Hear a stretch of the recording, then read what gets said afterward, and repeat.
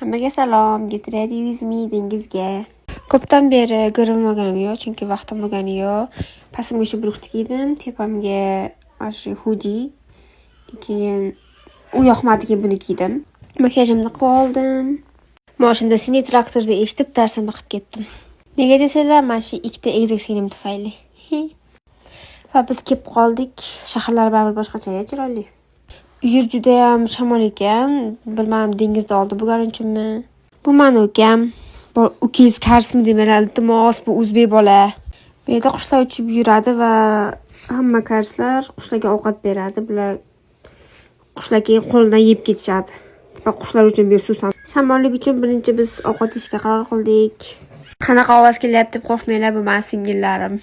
Hamma ovqat bor ekan o'zi ham bu yerda. Mana shunaqa stol ustida xom go'shtni qaynatib yeyishadi bu yerda.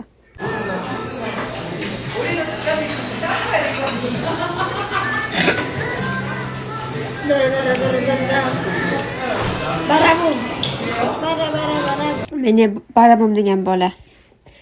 Ukam bilan bir-birimizga o'xshaymiz o'zi.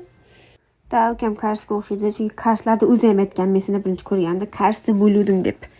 Mana shunaqa bu yerda o'ziga o'zi xizmat.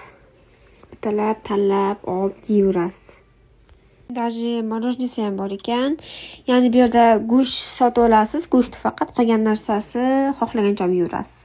Ya'ni tokbokki, spagetti, shunaqa o'xshagan narsalar. Короче, bu yerda mana shu drama olingan ekan. Mana shu parkda ko'rganlar bormi shu dramani?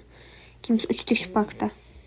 Keyin mana shu deb aylanib, qushlarga ovqat berib, uyga ketdik. Bay bay.